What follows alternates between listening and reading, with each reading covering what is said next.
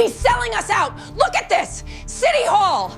He's talking to the press, I know it! We have to stop him now before it's too late! We have to cap the secondary line first. It's the only way. All right, I owe you one. Let's move. They said I was insane when I threatened to demolish their $1 million clubhouse. You're nobody.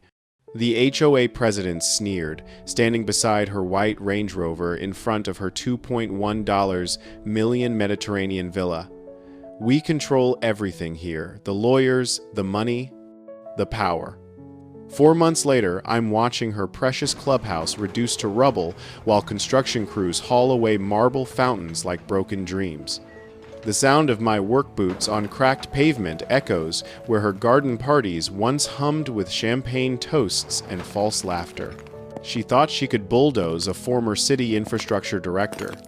Thought she could tear down the community garden my grandmother planted in 1962, the same soil where 4 generations learned to grow tomatoes and life lessons, including my own daughter, before leukemia took her at age 12.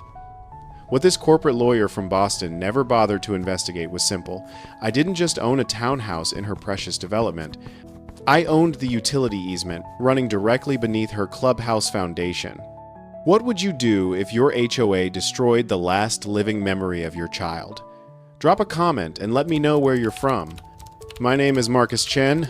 I'm 48 years old with ink-stained fingers that understand the difference between building communities and destroying them. After 15 years managing Boston's Department of Public Works, then another decade in private civil engineering, I thought retirement in sunny Phoenix would bring peace. When my grandmother passed in March 2023, she left me her legacy, a modest 1,960 seconds townhouse in Desert Ridge Commons with something priceless, a quarter-acre community garden she'd cultivated since Kennedy was president. Every sunset, I kneel in that soil where weathered wooden planks mark where my daughter Emma helped plant sunflowers during her final summer. The garden witnessed my parents' first date in 1969, later my own fumbling proposal to Rachel in 1996, autumn desert winds carrying our promises across rows of heirloom tomatoes. After Emma's 4-year battle ended in January 2024, that garden became my sanctuary, the only place where I could still hear her laughter in the rustle of corn stalks. Desert Ridge Commons tells Phoenix's gentrification story in microcosm. A 500-unit development of working-class townhomes built in the 1,960 seconds, now invaded by luxury renovations after tech money discovered our authentic urban village character. The original residents understood community Miguel Rodriguez, a Korean War veteran whose Bronze Star hangs beside his fishing photos, fixes everyone's plumbing for free. Dorothy Kim shares produce from her rooftop garden and makes kimchi that tastes like childhood summers in Seoul. We barbecue together, share tools, and respect boundaries while cactus wrens sing and creosote perfumes our desert evenings. Then, August 2023 brought the Prestige Properties acquisition, and with it came Vanessa Sterling White, like a hurricane wrapped in Armani. 42, fresh from a bitter divorce that left her with millions but no purpose, armed with a Harvard law degree and entitlement that could choke an elephant. Her $2.3 million renovation contained more imported Italian marble than the Getty Museum, strategically positioned to dominate our modest street like a corporate fortress surveying conquered territory. Vanessa studied our community through Prada sunglasses, the way a developer studies property before demolition, calculating what needed erasing. Our first collision happened at Kim's Corner Market, where she stood complaining about aesthetic inconsistencies compromising investment value to poor Jenny behind the register. Her white Range Rover Sport sat outside like a spaceship that crash-landed in 1965, while she gestured with diamond-heavy fingers about property standards and community vision.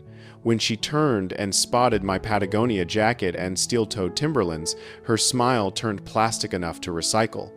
"You must be one of our charming legacy residents," she purred, pronouncing legacy like a disease diagnosis.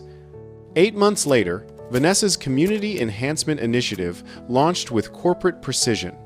Her target list identified Miguel's vintage Chevy truck as automotive blight, Dorothy's rooftop garden as structural modification requiring immediate removal, and my grandmother's garden as unauthorized agricultural use, presenting liability concerns and diminishing collective property values. The certified violation notice arrived like a court summons, official letterhead screaming authority nobody had granted her. I marched to her marble palace carrying my grandmother's original 1962 deed and city planning permits. "Mr. Chen," she said, opening her 12-foot door with theatrical patience, "that quaint little garden simply doesn't align with our reimagined community vision. We're cultivating an upscale residential experience, not operating a farmer's market." The scent of Joe Malone candles and legal intimidation filled her foyer as I spread historical documents across her Carrera marble island. This garden predated her HOA by 61 years. I explained legally grandfathered, historically documented, and absolutely none of her concern. Vanessa's response was a smile sharp enough to draw blood. How adorably naive. The membership has voted, Mr. Chen, and democracy is beautiful when it serves progress. Her manicured nails drummed against marble like a countdown timer. 45 days to comply, or we'll pursue more aggressive remediation strategies. Standing there in her temple to excess, I realized this woman had just declared war on the wrong engineer. Vanessa transformed her threat into action with shocking speed. 5 days after our marble confrontation, she convened an emergency HOA board meeting scheduled for 7 p.m. on a Wednesday when working residents couldn't attend. The venue, her own living room naturally, with floor-to-ceiling windows overlooking the community pool like a corporate boardroom designed for intimidation. When I arrived, the smell of artisan coffee and French pastries couldn't disguise the stench of rigged proceedings. She'd packed the room with her allies from the recent luxury renovations, 8 families who'd moved in during the past 18 months, all driving vehicles worth more than my annual pension. The original residents were outnumbered, just me, Miguel, and Dorothy facing down Vanessa's hand-picked tribunal. On her glass coffee table sat a binder thick enough to stop bullets, labeled Agricultural Land Use Violation Safety Assessment in aggressive red letters. "Thank you all for accommodating this urgent scheduling," Vanessa began, her voice dripping manufactured concern. "We're addressing a serious liability exposure requiring immediate intervention." She opened the binder like a prosecutor, presenting murder evidence. "This professional environmental assessment confirms our worst concerns about Mr. Chen's unauthorized agricultural operation. The liability exposure to our community is simply unacceptable." I leaned forward to examine her so-called professional assessment. The letterhead read, Sterling Environmental Consulting, her brother's firm from Massachusetts. The evaluation was 6 pages of technical-sounding nonsense about soil contamination risks and pest attraction hazards, complete with poorly lit photographs making my grandmother's thriving garden look like a toxic waste site. 15 years reviewing municipal infrastructure reports had taught me to recognize bureaucratic manipulation dressed in official language, and this stank worse than a sewage treatment failure. "This assessment is fabricated," I said, my municipal management directness cutting through her corporate theater. "Your brother has never inspected my property, and this garden has sustained 4 generations without incident. It'll outlast half these McMansions in this development." Vanessa's smile turned predatory. "Mr. Chen, personal accusations won't alter the facts. Community safety must take priority." She gestured to her audience like a game show host revealing prizes. "All in favor of requiring immediate garden removal to protect our collective property values and resident safety?" 9 hands shot up faster than a rocket launch. The vote was devastating. 9-3 for immediate demolition with a 60-day compliance deadline and $750 daily fines until I surrendered. Dorothy whispered, "I'm so sorry, honey," as the gavel fell on 61 years of community history. But here's where Vanessa made her first catastrophic mistake. She underestimated a municipal infrastructure director's research capabilities. While she celebrated her victory with expensive wine and self-congratulation, I spent the next 10 days camping at Phoenix City Hall, excavating filing cabinets older than statehood. The musty smell of deteriorating paper and forgotten bureaucracy filled my lungs as I searched for ammunition. My father had always taught me that municipal disputes were won in dusty archive rooms, not fancy boardrooms, and I remembered his guidance about checking every utility map 3 times before accepting defeat. The breakthrough came buried in a 1959 Phoenix Department of Water Resources survey map, yellowed with age but crystal clear in its implications. My grandmother's garden sat directly above a major utility easement public right-of-way for underground water and electrical infrastructure serving the entire development. I'd learned during my DPW career that utility easements were like constitutional amendments. Once established, they trumped everything built afterward. The HOA had precisely 0 jurisdiction over municipal utility corridors, regardless of what their lawyers claimed. Even better, I discovered that Vanessa's precious clubhouse sat on the exact same easement route. The 2021 renovation permits showed she'd built her marble palace directly over critical utility infrastructure, technically requiring city approval she'd never obtained.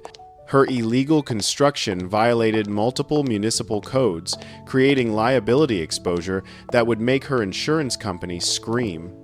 Armed with this municipal dynamite, I returned to Vanessa's next board meeting carrying a briefcase that felt heavier than my old construction equipment.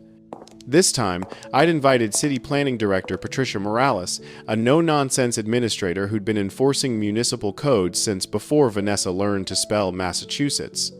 "Ladies and gentlemen," I announced, standing in Vanessa's pristine living room like David facing Goliath, "I have fascinating information about municipal jurisdiction and infrastructure authority." The silence in that room was thick enough to taste the defeat brewing. Patricia spread the city utility maps across Vanessa's coffee table, her official seal gleaming under designer lighting. "The garden in question occupies municipal utility easement property," she explained with bureaucratic precision. "The HOA's demolition order exceeds their legal authority and is therefore void. Furthermore, the clubhouse structure appears to violate multiple construction codes regarding utility corridor encroachment." Vanessa's face cycled through more colors than a phoenix sunset. "That's impossible. We conducted proper due diligence. We followed all procedures. Your due diligence was incomplete," Patricia replied, her tone carrying municipal authority. "Utility easements supersede all private covenants and HOA regulations. The garden stays. Your clubhouse, however, requires immediate compliance review." The room's temperature seemed to plummet 20 degrees as Vanessa's carefully constructed victory crumbled like cheap drywall. Her fingers drummed against marble with increasing intensity, the sound like bullets tapping against armor. "You may have won this round, Mr. Chen," she said through gritted teeth, "but there are numerous other avenues for encouraging community cooperation." Standing there watching her squirm, I realized I'd just kicked a hornet's nest. And hornets always swarm back angrier. Vanessa's promise of numerous other avenues materialized faster than summer monsoons in the Sonoran Desert. Within 10 days, she'd pivoted from frontal assault to guerrilla harassment, launching what military strategists would recognize as asymmetric warfare through bureaucratic attrition. My morning gardening routine, 6 a.m. watering to beat the heat, suddenly became a water waste violation during drought restrictions. My composting system, operating exactly where my grandmother had maintained it for 6 decades, was now an organic waste management concern presenting odor and pest attraction risks. The harassment campaign deployed with corporate efficiency that would have impressed my old municipal administrators. Vanessa had retained a professional HOA enforcement firm headed by a weaselly compliance officer named Trevor Nash, who appeared every Thursday with his tablet and digital measuring tools like some kind of suburban Gestapo. The sound of his stylus tapping as he documented imaginary infractions became the soundtrack to my summer mornings. Trevor cited me for fence height, apparently 6 feet 2 inches exceeded the 6-foot maximum by a criminal margin. My garden shed's sun-faded blue paint needed immediate refreshment to meet exterior maintenance standards. Even my heirloom tomato stakes were deemed visually inconsistent with approved landscape, architecture guidelines that nobody had ever mentioned before. Each violation carried a $300 fine plus $75 daily escalation fees that would make a payday lender blush. But Vanessa's most insidious weapon was her whisper campaign. At Kim's Corner Market, the community center, even the damn dry cleaner, she'd appear like a well-dressed vulture, spreading poison about my hostile refusal to embrace community improvement initiatives and how I was single-handedly destroying everyone's property values with my agricultural obsession. I'd catch fragments of conversations that stopped when I entered. Bitter widower can't let go of the past, making life miserable for everyone trying to build something better. The social isolation cut deeper than enemy criticism ever had during contentious city council meetings. Neighbors who'd waved for 20 years suddenly found their phones fascinating when I walked past. Even Jenny at the corner market started avoiding eye contact, though she'd slip me an extra pack of coffee with a sympathetic nod when Vanessa wasn't watching. That's when I understood I wasn't fighting this battle alone. Miguel found me in the garden one evening, nursing a beer while watching the sunset paint the desert sky orange and purple. "This reminds me of Korea," he said, settling his weathered frame onto my grandmother's bench. Officers in clean uniforms making life hell for people doing honest work. Turns out Vanessa had been systematically targeting every original resident in the development. Dorothy got cited for her unauthorized rooftop agricultural operation, the container garden that had provided fresh vegetables to homebound neighbors for 3 decades. Tom Murphy, our local handyman, faced violations for storing his work van in his own driveway. Miguel's beloved 1967 Chevy truck was deemed automotive blight, requiring immediate cosmetic restoration or removal. During my municipal career, I'd witnessed selective enforcement used as a power tactic by corrupt officials target specific individuals to create fear and compliance in the broader population. Vanessa was executing the same playbook, and I remembered reading case law where selective enforcement actually invalidated HOA authority if you could prove discriminatory patterns. The surveillance discovery came by accident. I'd been noticing the same silver Nissan Altima parked near my property at varying times, morning, afternoon, evening, always, with someone sitting inside. When I finally confronted the driver, cigarette smoke and energy drink fumes wafted through his cracked window as he fumbled for identification. Private investigator retained by Desert Ridge Commons HOA for community compliance documentation and property value impact assessment research. "What exactly are you documenting?" I asked, keeping my voice municipal calm despite wanting to drag him out through the window. "Just recording activities that might affect community standards," he mumbled, clearly uncomfortable with direct confrontation. "Nothing personal, strictly professional documentation." But it was about to get extremely personal. That night, I installed enhanced security cameras around my property, focusing on the garden and utility easement area. Call it municipal paranoia, but something in Vanessa's desperate energy suggested she was preparing for escalation beyond legal harassment. I was right.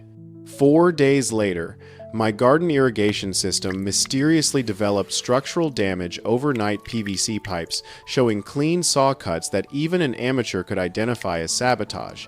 The security camera captured a figure in white clothing near the garden at 3 a.m., moving with the purposeful stride of someone who thought darkness provided invisibility.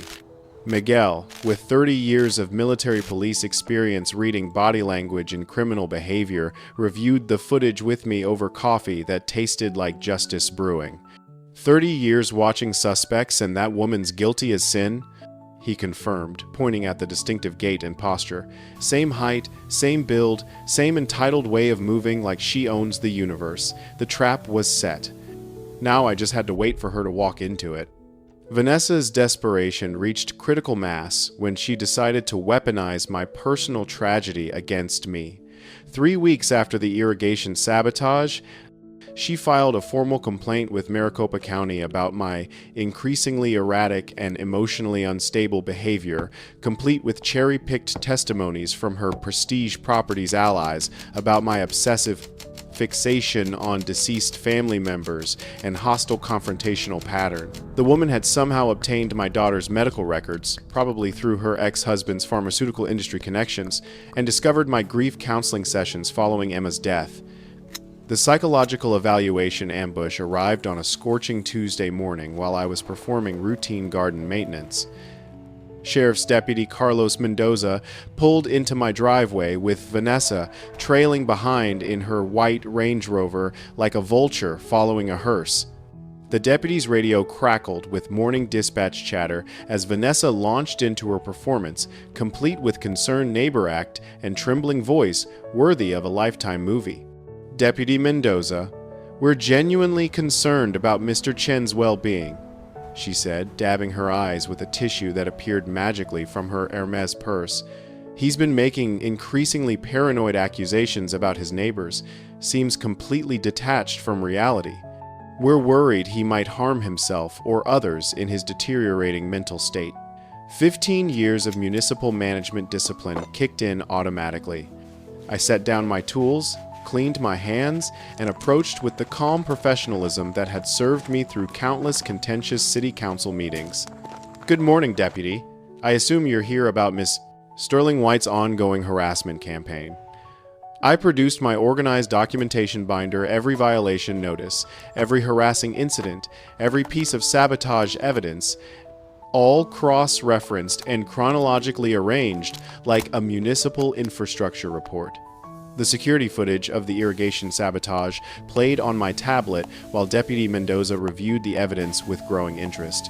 Ma'am, he said, turning to Vanessa with the look law enforcement reserves for time wasters, filing false reports is a misdemeanor in Maricopa County. Mr. Chen appears to have legitimate grievances, and his documentation is thorough and credible. I strongly suggest you reconsider your approach to neighborhood disputes. Vanessa's mask slipped for just a moment, revealing the calculating predator underneath before she recovered with wounded dignity. I'm simply trying to protect our community, Deputy, but I understand you must investigate all reports thoroughly. As soon as the patrol car disappeared down the street, Vanessa escalated to her nuclear option, property liens. The certified letter arrived 5 days later, thick as a phone book and reeking of legal intimidation. $27,000 in accumulated violation fines, she claimed, with interest and administrative fees compounding daily. Failure to pay within 90 days would trigger foreclosure proceedings against my grandmother's townhouse. But while Vanessa was playing her legal games, I'd been conducting research that would have made my old municipal infrastructure team proud. 2 weeks of deep diving through city records, utility department archives, and municipal engineering documents had revealed something she never saw coming. The story of Desert Ridge Commons infrastructure was far more complex than anyone realized, and buried in those dusty municipal files was the key to ending this war permanently. Desert Ridge Commons wasn't built on virgin land. It was constructed over a critical underground utility corridor serving Phoenix's entire northeast sector, a comprehensive network of water mains, electrical conduits, and telecommunications infrastructure installed by the city in 1957. When private developers built the townhouse community in 1962, they'd signed perpetual easement agreements granting the city unlimited access rights for infrastructure maintenance and expansion. The easement agreement felt like parchment between my fingers as I studied the implications, brittle with age, but solid as reinforced concrete in its legal authority. From my municipal engineering background, I knew that utility easements operated under different property law principles than private developments. Property owners purchased their homes with assumptions about privacy and control, but no legal guarantees against municipal infrastructure needs. As someone with documented historical precedent for easement use, I controlled access to infrastructure affecting the entire development, and municipal regulations actually protected my right to conduct necessary utility maintenance affecting structures built over protected corridors. My municipal attorney, David Brennan, confirmed what I'd suspected during our consultation in his downtown office that smelled like law books and decades of municipal victories. Mr. Chen, You have what we call historical easement priority. Your family's documented use predates all subsequent construction. Combined with the municipal utility corridor status, you have authority to request infrastructure modifications affecting any structures built over protected easements. It's that straightforward. The municipal infrastructure angle provided perfect cover. City records showed the water main beneath Vanessa's clubhouse was due for mandatory replacement under Phoenix's Aging Infrastructure Improvement Program, something scheduled for 2025 but never initiated due to budget constraints. I could petition the city to accelerate that replacement, requiring temporary demolition of any structures impeding access to critical utility corridors. But here's where it got truly interesting. Vanessa's entire financial empire was leveraged against that clubhouse remaining operational. Her $1.8 million renovation project was funded through high-interest development loans with covenants requiring premier community amenity facility status. Without the clubhouse, property values would plummet 40–50%, triggering loan defaults that would collapse her entire investment portfolio. I didn't just hold the trump card, I held the demolition permit. The complete picture of my demolition option crystallized during a late-night research session in my grandmother's townhouse, surrounded by municipal engineering manuals and city planning documents that painted a devastating scenario for Vanessa's empire. I didn't just have historical easement priority, I had exclusive rights to petition for infrastructure modifications affecting structures built over protected utility corridors, backed by 60 years of municipal precedent and city ordinances that made my authority absolutely bulletproof. The 1,990 seconds water main replacement cases I discovered established ironclad precedent. Residents with documented historical easement usage could petition the city for infrastructure improvements affecting any subsequent construction over protected corridors.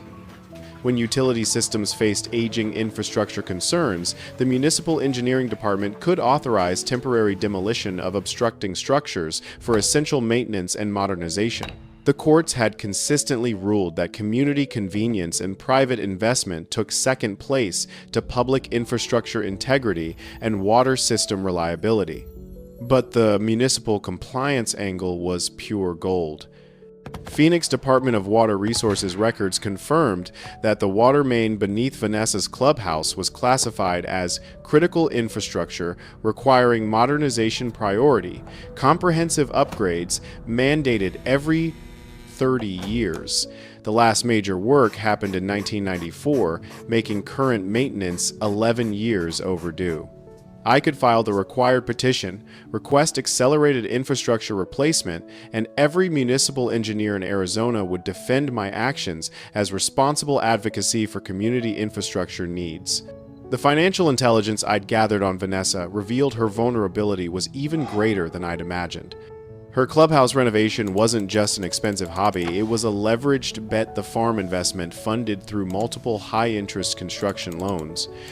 The loan covenants I'd researched through public financing records required maintaining premier residential amenity destination status throughout the development period. Without the clubhouse operational, her property would become a vacant lot worth maybe 20 cents on the dollar.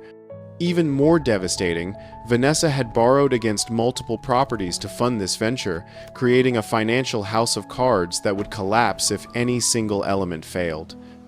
Her Back Bay condo, her Cape Cod investment properties, even her precious Range Rover were collateral against loans that would become immediately callable if the clubhouse project failed. Her entire financial identity was tied to that marble palace remaining standing and operational. The timing couldn't be more perfect. Labor Day weekend was 8 weeks away, exactly when Vanessa had scheduled her clubhouse grand reopening gala following the renovation completion. She'd already pre-sold premium membership packages worth $600,000 for the fall season, with local lifestyle magazines running promotional features about the luxury community amenity redefining upscale Phoenix living. The media attention meant her failure would be spectacularly public. My consultation with David Brennan confirmed every legal avenue was secured. The municipal infrastructure petition requires 45 days public notice, he explained, spreading the forms across his conference table like battle plans. File these documents and you'll have unstoppable bureaucratic momentum. No court in Arizona would grant an injunction against required municipal infrastructure modernization. The engineering solution was elegantly surgical. The water main replacement project would require temporary demolition of any structure within 15 feet of the utility corridor centerline. I could target the clubhouse foundation specifically while leaving other development structures completely untouched, precision strikes destroying her investment while protecting my neighbors. The moral calculation had kept me awake for 5 nights running. Demolishing the clubhouse would affect the entire community, not just Vanessa. But as I studied the municipal infrastructure specifications and water quality data, I realized this wasn't just revenge, it was genuinely beneficial public works. Replacing the aging water main would improve water pressure, reduce contamination risks that had caused recent boil water advisories, and allow upgrades that would benefit the development's long-term infrastructure reliability. Vanessa had spent months trying to destroy something precious to me. Now I held the power to destroy something precious to her, with the added benefit of community infrastructure improvement and legal protection. The irony was perfect. She'd attacked my family legacy using legal technicalities, and I was about to end her financial empire using municipal regulations she'd never bothered to research. Sitting in my grandmother's townhouse, surrounded by the evidence of my upcoming victory, I felt something I hadn't experienced since Emma's death. The satisfaction of a plan coming together perfectly. Vanessa had wanted to play hardball with a former municipal infrastructure director. Now, she was about to learn why that was the worst mistake of her privileged life. The paperwork was ready. The legal foundation was solid. The municipal justification was bulletproof. Time to demolish her dreams. War requires good soldiers, and I was about to assemble the finest team of community advocates Phoenix had ever seen. My first recruit was Miguel Rodriguez, whose 30 years of military police experience and natural suspicion of authority made him perfect for operational security and evidence documentation. Dorothy Kim brought decades of community organizing experience that translated into resident relations and public messaging. Nobody could frame a narrative like a retired teacher who dealt with hostile school boards. Tom Murphy, our contractor, provided technical expertise on demolition logistics, having worked on similar municipal projects throughout the metro area. But my secret weapon was Jessica Torres, the Phoenix Water Resources engineer who owed me a favor from our shared work on the 2019 infrastructure crisis. Jessica could provide official municipal cover and ensure all bureaucratic requirements were met with engineering precision. The technical planning session took place in my townhouse on a monsoon-soaked Thursday evening, with city engineering manuals and utility corridor maps spread across my dining table like battle plans. The concrete and steel infrastructure my grandmother's generation had helped build in the 1,950 seconds was still functionally sound after 70 years, a testament to post-war craftsmanship that modern developers couldn't match. The municipal petition process would allow me to request accelerated water main replacement specifically beneath the clubhouse footprint, targeting Vanessa's structure while maintaining service for other residents. The beauty of this system, I explained to my team while tracing the utility diagrams, is surgical precision. We can authorize demolition of the specific structure, impeding infrastructure access while keeping everything else operational. David Brennan, my municipal attorney, had crafted a legal strategy that was absolutely bulletproof. Infrastructure improvement petitions would be filed with city and county agencies, creating unstoppable bureaucratic momentum. Once those official documents entered the municipal machinery, no private party could halt the process without proving public safety harm, which was impossible since our action would actually improve the community's water infrastructure reliability. The municipal regulations David had researched became our greatest weapon. Infrastructure, compliance, paperwork created legal immunity for actions that might otherwise seem controversial. Every form, every notification, every required study would be filed in perfect bureaucratic order, making our demolition operation not just legal, but officially mandated by Phoenix municipal ordinances. Dorothy's public relations campaign positioned our petition as responsible infrastructure advocacy rather than personal revenge. Her messaging focused on aging water systems, recent boil water advisories, and the necessity of modernizing critical utilities before catastrophic failures occurred. The community angle presented our action as protecting property values through proactive infrastructure investment rather than attacking individual residents. "We're not targeting anyone," Dorothy explained during our strategy session, her teacher's instincts for narrative control shining through. "We're advocating for our community's infrastructure needs before emergency failures force reactive, expensive repairs." Her coffee and conversation meetings with sympathetic neighbors created grassroots support for what others might see as destructive action. Miguel's intelligence gathering operations revealed that Vanessa's clubhouse renovation was already behind schedule and over budget, with investors getting increasingly nervous about the project's viability. Financial pressure was making her take desperate measures to secure additional funding, including leveraging properties she couldn't afford to lose. The surveillance rotation Miguel established confirmed she was spending sleepless nights dealing with contractor disputes and cost overruns. Jessica Torres' official water infrastructure assessment provided perfect bureaucratic cover for our operation. Her Phoenix Water Resources mandate identified essential maintenance requirements justifying temporary structural removal within 45 days, creating legal urgency that Vanessa couldn't challenge. The beauty of municipal regulations was their immunity to private party objections. Once infrastructure compliance was required, personal convenience became irrelevant. Our psychological warfare phase began with strategic information leaks. Jessica filed official municipal paperwork that created public record trails, letting rumors of possible infrastructure work circulate naturally through the community. Legal documents with official city seals arriving at municipal offices created intimidation factor that money couldn't buy, building pressure on Vanessa without revealing our ultimate intentions. The contingency planning covered every possible challenge, multiple municipal justifications prepared in case of legal obstacles, sympathetic local journalists briefed for positive coverage, and financial protections, ensuring my own property value impacts would be minimized. Most importantly, we planned for complete infrastructure restoration after the maintenance period, demonstrating good faith municipal stewardship. Labor Day weekend timing was perfect for maximum psychological impact on Vanessa's grand reopening. The final preparations included studying demolition procedures, testing equipment functionality, and installing structural monitoring systems to document everything.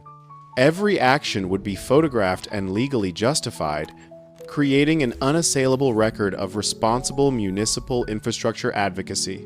Coffee and whispered strategies filled Dorothy's kitchen with warmth and determination as we finalized our plans. After months of harassment and legal intimidation, we were finally ready to show Vanessa that some battles are won with municipal knowledge rather than expensive lawyers. Vanessa's intelligence network was better than I'd given her credit for. Somehow, she'd caught wind of my city hall visits and infrastructure paperwork filings, though she completely misread their significance. Assuming I was researching property law to defend against her lien threats, she decided to eliminate my leverage before I could deploy it. Hire Dennis Krause and his crew for emergency utility corridor maintenance that would conveniently disable my easement access rights.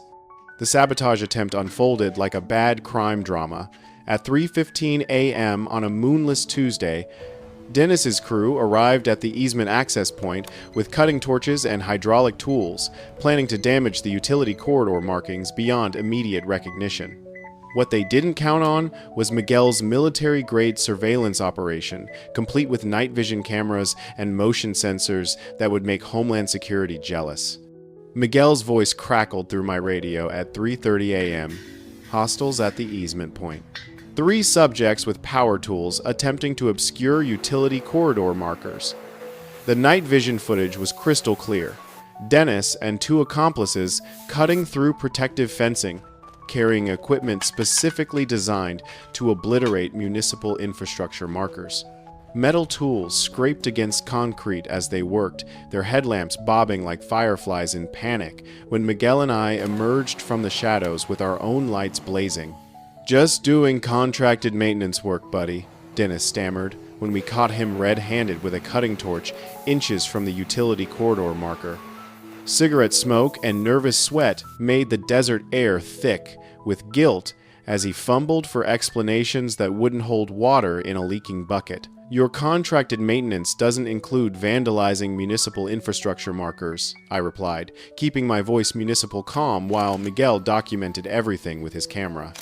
"That's called criminal destruction of public property, and it carries felony charges when you mess with utility systems." The confession came faster than I expected. Dennis, faced with potential felony charges and a Bronze Star recipient as witness, cracked like cheap concrete. Vanessa had offered him a $15,000 bonus for preventing any utility complications that might interfere with clubhouse operations. She'd even provided detailed diagrams of which markers to be obscure, proving premeditation and conspiracy. By morning, I had criminal charges filed for property damage, conspiracy, and attempted destruction of municipal infrastructure. The evidence package included video footage, witness statements, financial records of Vanessa's payments to Dennis, and documented proof of deliberate sabotage planning. Phoenix Police Department took the case seriously. Infrastructure attacks carried serious implications, especially when they involved water system components, but Vanessa wasn't finished. Faced with criminal exposure and sensing her empire crumbling, she launched a preemptive social media campaign to frame herself as the victim of my unstable neighbor vendetta. Instagram posts flooded local community groups with sympathy-seeking narratives about harassment and persecution. She even organized an emergency community town hall at a local country club, complete with catered refreshments and professional PowerPoint presentations. The community split, deepened into open warfare. Property lines became battle lines, with townhouse residents forced to choose sides between original homeowners' rights and new money development priorities. Real estate agents began warning potential buyers about ongoing neighborhood disputes affecting property values. Community barbecues and pool parties became impossible as neighbors avoided each other like opposing armies during a ceasefire. Vanessa's desperation peaked when she approached me directly with a bribery attempt. The confrontation happened at Kim's Corner Market, where she cornered me between the produce section and the craft beer cooler with an envelope thick enough to choke a horse. $75,000 cash, she offered, to resolve neighborhood tensions and restore community harmony. "Everyone has a price, Mr. Chen. What's yours?" I activated my phone's recording app before responding. Some things aren't for sale, especially not to people who try to destroy them first. Keep your dirty money, Vanessa. You're gonna need every penny for legal fees. Her political pressure campaign was equally desperate and equally ineffective. Phone calls to city council members, county supervisors, and anyone with regulatory authority fell on deaf ears when officials confirmed that infrastructure maintenance was legally required and municipally beneficial. Government bureaucrats don't respond well to pressure from private citizens trying to interfere with official public works projects. The clubhouse investor crisis began when her financial backers learned about potential demolition. Through public municipal filings, panicked phone calls and emergency meetings filled Vanessa's calendar as investors demanded explanations and guarantees she couldn't provide. Bank officials began questioning the viability of luxury amenity projects with uncertain structural futures, creating financial pressure that made her increasingly erratic. Meanwhile, I maintained strategic patience, allowing legal and bureaucratic processes to build unstoppable momentum. Desert mornings carried the scent of victory and fresh possibility across the still-standing development. As infrastructure permits moved through official channels, original residents rallied around our municipal stewardship message, while Vanessa exhausted herself fighting unwinnable battles against city ordinances and criminal charges. The trap was set, baited, and ready. All that remained was watching her walk into it. Vanessa's last-ditch legal challenge came through the most expensive municipal law firm money could buy a Scottsdale outfit that charged more per hour than most people earned in a week. Her emergency court motion to stop the infrastructure work read like a desperate woman's fever dream, claiming municipal overreach, community harm, and economic devastation if I proceeded with the legally mandated utility replacement. The court hearing took place on a blazing Tuesday morning in the Maricopa County Courthouse that smelled like old wood and desert justice. Judge Robert Harrison, a no-nonsense jurist who'd been presiding over municipal disputes since before Vanessa discovered Phoenix, reviewed every piece of infrastructure documentation with the thoroughness of an engineering inspection. My municipal attorney had prepared a legal brief thick enough to stop bullets, complete with 70 years of precedent and city ordinances that made my authority absolutely clear. Your Honor, Vanessa's lawyer argued with the kind of desperation that comes with billable hours and impossible clients. This infrastructure action would constitute municipal vandalism of a premier residential amenity. The economic harm to my client would be catastrophic and irreversible. Judge Harrison's response was swift and brutal. Counselor, the petitioner's documentation clearly establishes his legal authority under municipal utility easement provisions. Furthermore, the Phoenix Water Resources Department has mandated this maintenance as overdue compliance. This court will not interfere with legally required public infrastructure stewardship based on speculative private economic concerns. The judicial rebuke was perfect. Injunction denied. Infrastructure work must proceed as scheduled, and Vanessa was responsible for $65,000 in legal fees she couldn't afford. Her face went through more color changes than a desert sunset as her lawyer packed up his briefcase with the defeated efficiency of someone billing for a lost cause. But defeat only made Vanessa more dangerous. Her character assassination campaign against me intensified, with anonymous social media accounts posting complaints about my dangerous obsession with deceased family members and emotionally unstable behavior pattern. She somehow obtained Emma's medical records through her ex-husband's pharmaceutical industry connections, spreading whispers about grief counseling and parental trauma that made my blood boil with righteous fury. The anonymous complaint strategy revealed just how far she'd fallen. Environmental Protection Agency reports about suspicious chemical storage near utility corridors. Arizona Department of Water Resources complaints about unauthorized infrastructure modifications. Even FBI tips about potential utility system terrorism flooded government offices with false allegations. Every agency that investigated confirmed my activities were legal and proper, but the harassment wasted taxpayer resources and painted Vanessa as an increasingly unhinged nuisance. My media strategy countered her smear campaign with municipal credibility and infrastructure responsibility. The local water resources reporter, Amanda Martinez from the Arizona Republic, had covered utility issues for 15 years and immediately recognized the public benefit of periodic infrastructure maintenance. Her interview with me focused on water quality improvement, system reliability enhancement, and the municipal necessity of proactive infrastructure management. People don't understand that underground utilities require active maintenance. I explained during our interview in my grandmother's townhouse, surrounded by engineering manuals and municipal studies. This infrastructure work will improve water pressure, reduce contamination risks, and allow upgrades that will benefit the entire community for decades. Meanwhile, Vanessa's clubhouse renovation had become a desperate race against time. 24-hour construction shifts, overtime costs, and corner cutting created building code violations and worker safety complaints that attracted unwanted official attention. Her remaining cash reserves disappeared into construction overruns while she tried to complete the project before my demolition deadline. The insurance discovery was the final nail in her financial coffin. Commercial property insurance policies specifically excluded coverage for municipal infrastructure actions and utility corridor maintenance, leaving her $1.8 million investment completely exposed.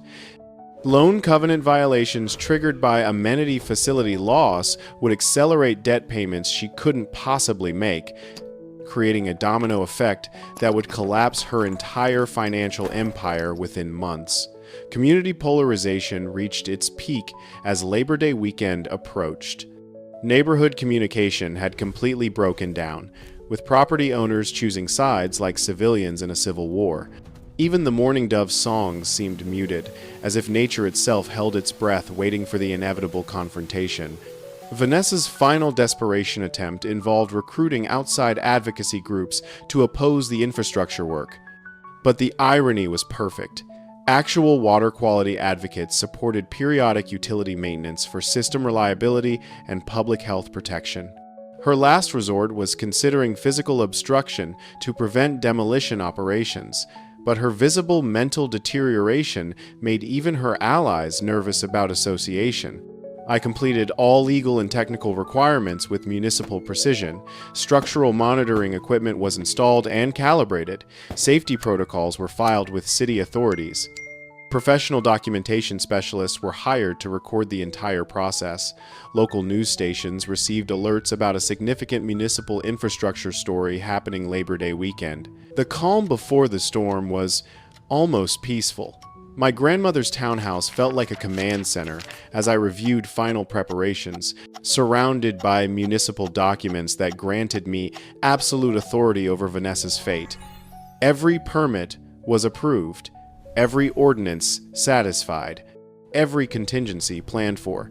Labor Day weekend would bring the largest community gathering to Desert Ridge Commons in years. Perfect timing for Vanessa's grand reopening to coincide with her empire's public destruction.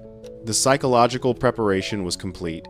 I'd steeled myself for irreversible action that would end this war permanently. The demolition authorization was ready to deploy. Labor Day weekend dawned with perfect Arizona weather, crystal blue skies, and comfortable temperatures that drew the largest crowd to Desert Ridge Commons in decades. Irony has impeccable timing. Vanessa's clubhouse grand reopening gala was scheduled for the exact same day I planned to demolish her dreams into rubble and dust. By 8 a.m., families were already gathering around the community pool and setting up for barbecues. Completely unaware they were about to witness municipal infrastructure history and financial carnage rolled into one spectacular morning. I arrived at the utility corridor access point at precisely 9 a.m. with my technical team and legal observers, carrying the authority of 70 years of easement rights and every municipal ordinance in Phoenix. Jessica Torres, the Phoenix Water Resources engineer, stood beside me with her official tablet and city-issued safety vest, while Deputy Mendoza provided law enforcement presence.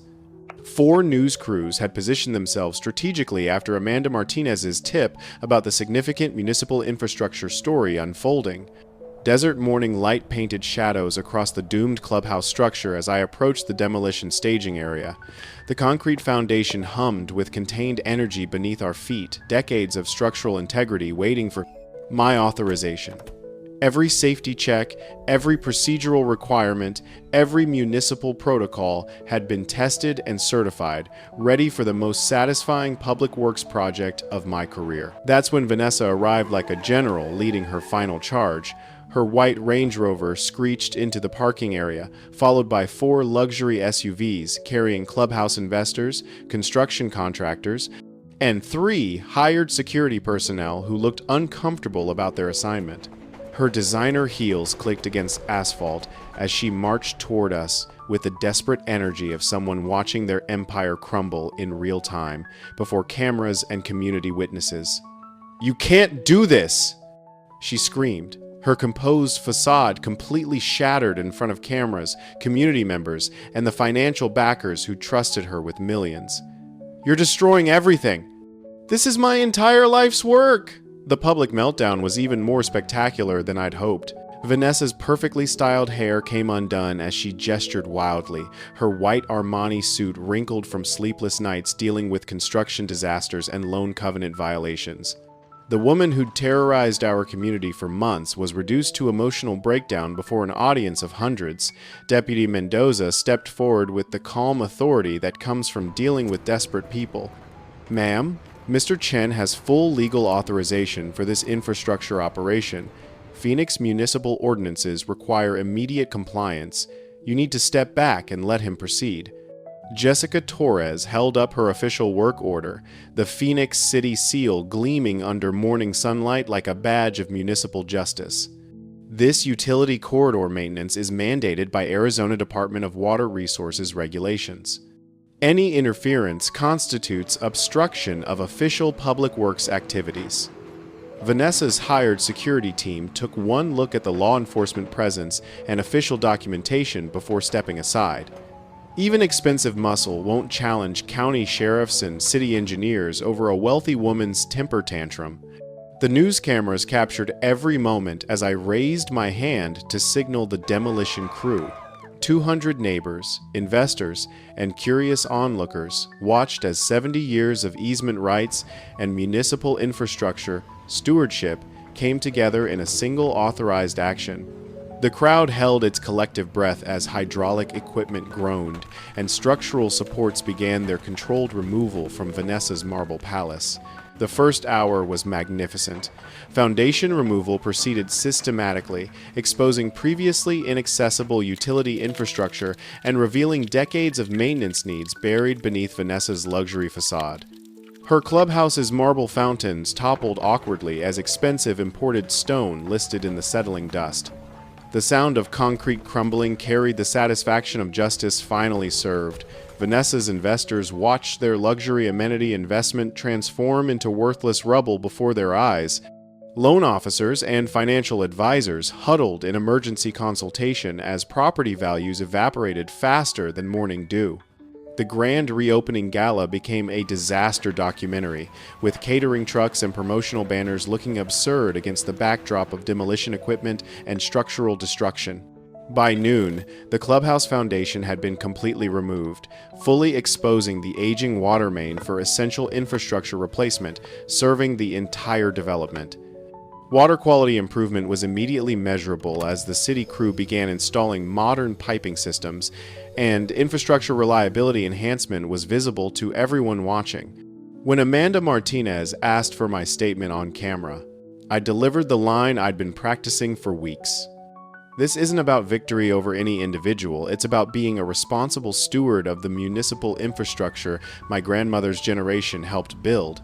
Some people build legacies that last generations, others just build resentment that destroys communities.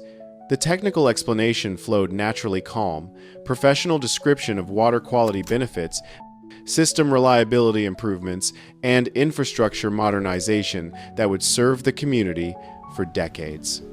Every word was legally bulletproof and municipally justified, making me look like a public works hero rather than someone settling personal scores.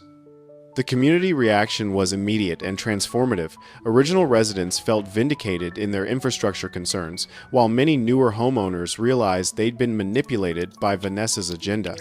Municipal revelation came as exposed utility systems demonstrated genuine maintenance needs, and neighbors began talking across factional lines for the first time in months. Vanessa's complete collapse was total and public.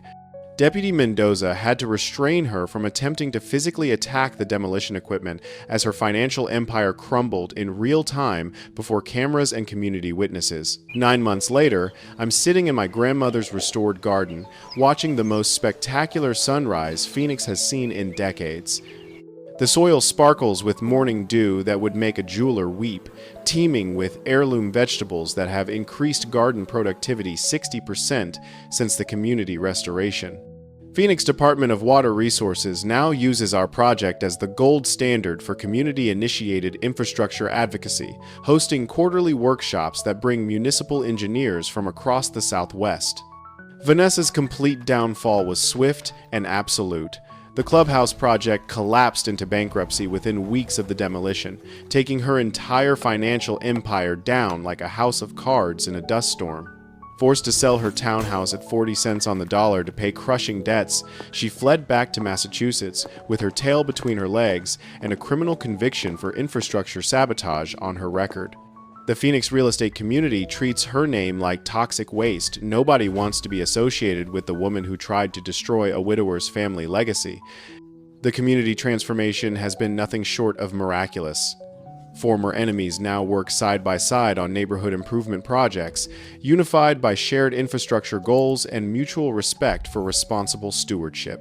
Property values have increased 25–30% thanks to improved utility reliability and enhanced community amenities. Our annual Community Infrastructure Day has become the highlight of the summer calendar, drawing families from neighboring developments to celebrate municipal responsibility and community cooperation. Democratic HOA elections swept out Vanessa's cronies and installed leadership focused on infrastructure protection rather than aesthetic control. The new board's first act was officially recognizing pre-existing structures, like my garden, as community heritage assets, deserving protection and celebration.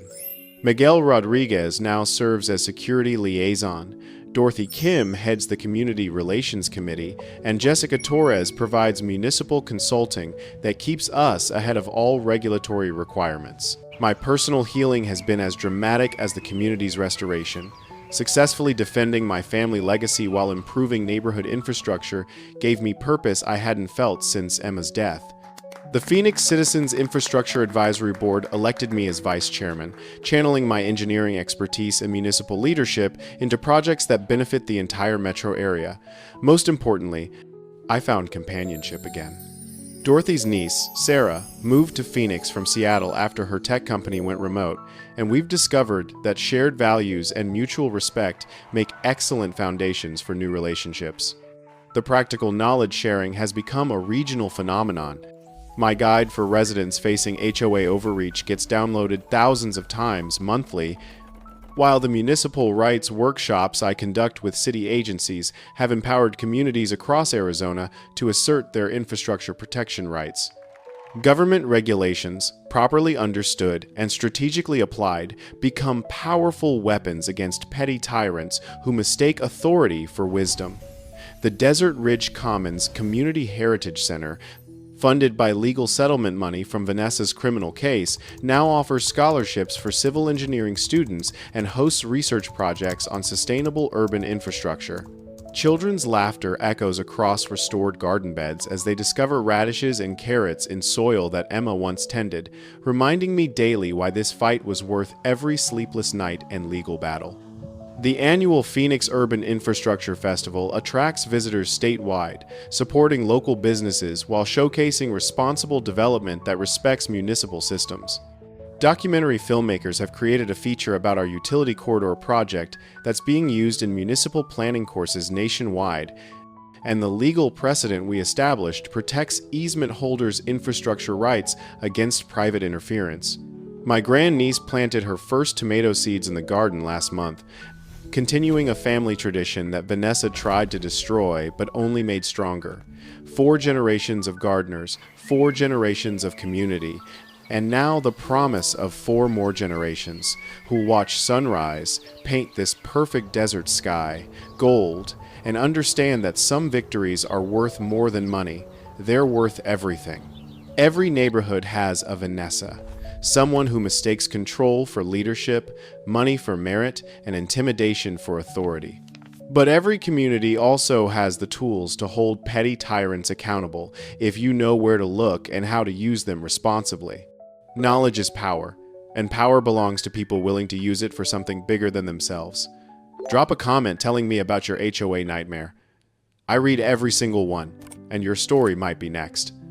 Subscribe and hit the bell if you want to see more stories about ordinary people who refused to be bullied and found extraordinary ways to fight back using nothing but determination, research, and respect for the law. As I finish writing this, morning doves are singing, and desert breeze carries the scent of heirloom tomatoes across soil that 4 generations of my family have called home. Some legacies are built with concrete and steel.